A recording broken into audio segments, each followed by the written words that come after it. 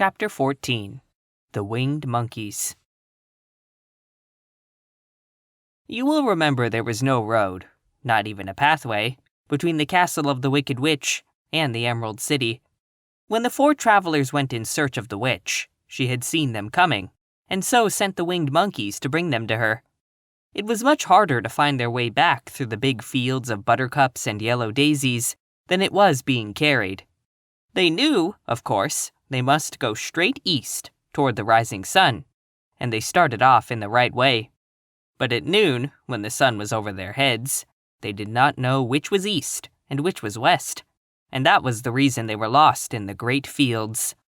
They kept on walking, however, and at night the moon came out and shone brightly. So they lay down among the sweet-smelling yellow flowers and slept soundly until morning, all but the Scarecrow and the Tin Woodman. The next morning, the sun was behind a cloud, but they started on as if they were quite sure which way they were going. "If we walk far enough," said Dorothy, "we shall sometime come to some place, I am sure." But day by day passed away, and they still saw nothing before them but the yellow fields. The Scarecrow began to grumble a bit. "We have surely lost our way," he said, "and unless we find it again in time to reach the Emerald City, I shall never get my brains." "Nor I my heart," declared the Tin Woodman. "It seems to me I can scarcely wait till I get to Oz, and you must admit this is a very long journey." "You see," said the Cowardly Lion, with a whimper, "I haven't the courage to keep tramping forever without getting anywhere at all." Then Dorothy lost heart. She sat down on the grass and looked at her companions, and they sat down and looked at her. And Toto found that for the first time in his life, he was too tired to chase a butterfly that flew past his head. So he put out his tongue and panted, and looked to Dorothy as if to ask what they should do next. "Suppose we call the field mice," she suggested. "They could probably tell us the way to the Emerald City." "To be sure they could," cried the Scarecrow. "Why didn't we think of that before?" Dorothy blew the little whistle she had always carried about her neck, since the Queen of Mice had given it to her. In a few minutes, they heard the pattering of tiny feet, and many of the small gray mice came running up to her.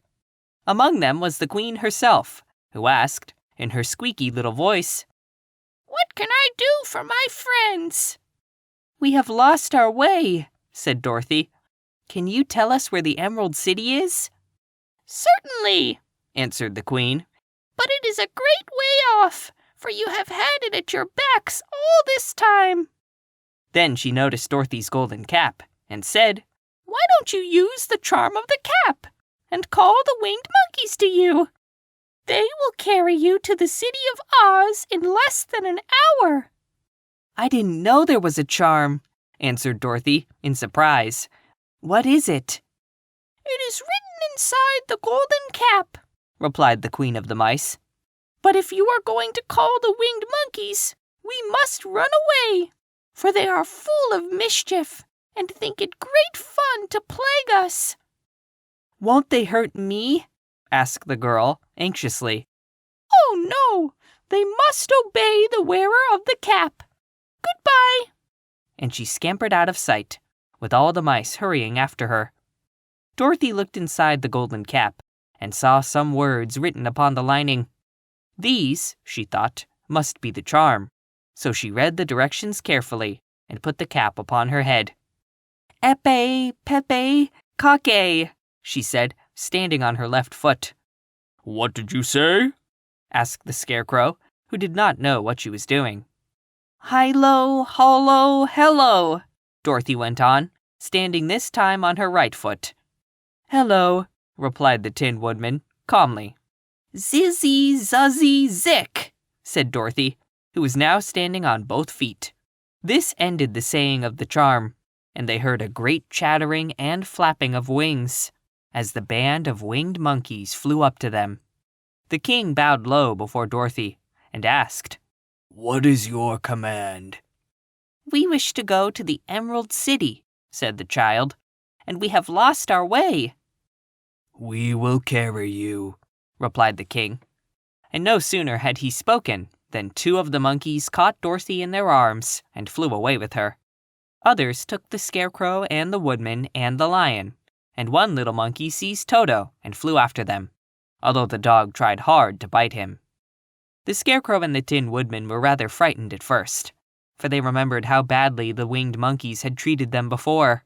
But they saw that no harm was intended, so they rode through the air quite cheerfully and had a fine time looking at the pretty gardens and woods far below them. Dorothy found herself riding easily between 2 of the biggest monkeys, one of them the king himself.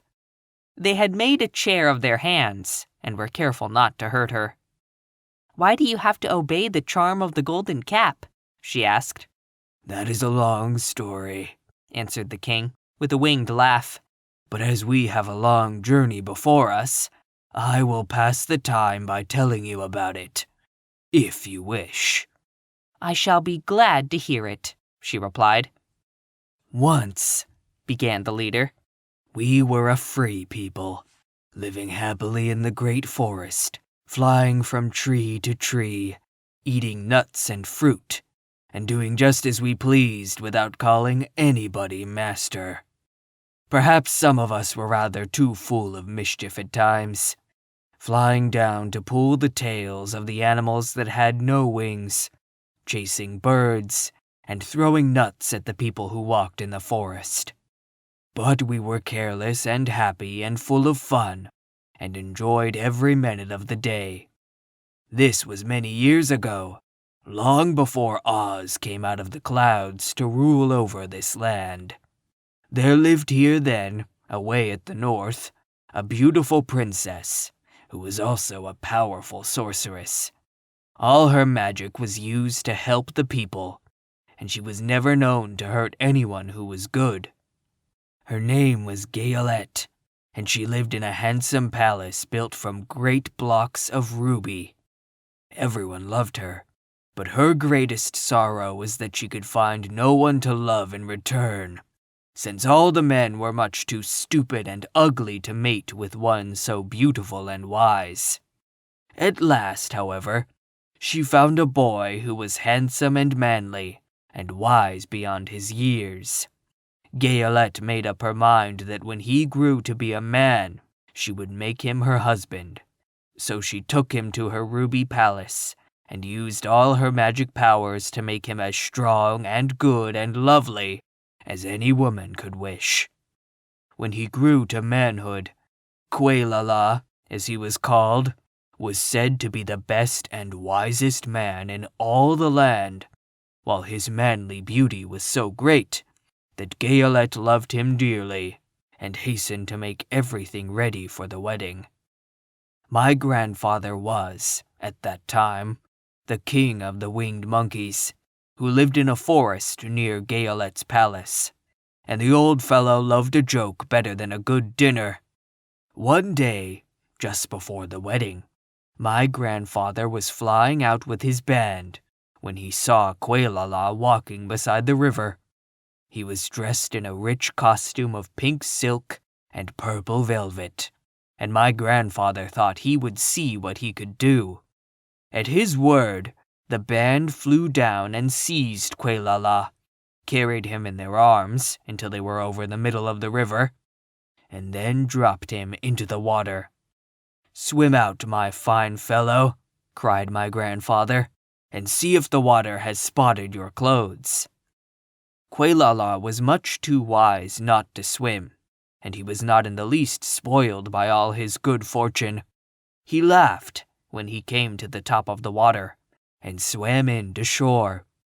But when Gayolette came running out to him, she found his silks and velvet all ruined by the river. The princess was very angry, and she knew, of course, who did it. She had all the winged monkeys brought before her, and she said at first that their wings should be tied, and they should be treated as they had treated Quaylala, and dropped in the river. But my grandfather pleaded hard, for he knew the monkeys would drown in the river with their wings tied. And Quaylala said a kind word for them also, so that Gayolette finally spared them, on condition that the winged monkeys should ever after do 3 times the bidding of the owner of the golden cap. This cap had been made for a wedding present to Quelala, and it is said to have cost the princess half her kingdom. Of course, my grandfather and all the other monkeys at once agreed to the condition, and that is how it happens that we are 3 times the slaves of the owner of the golden cap, whomsoever he may be."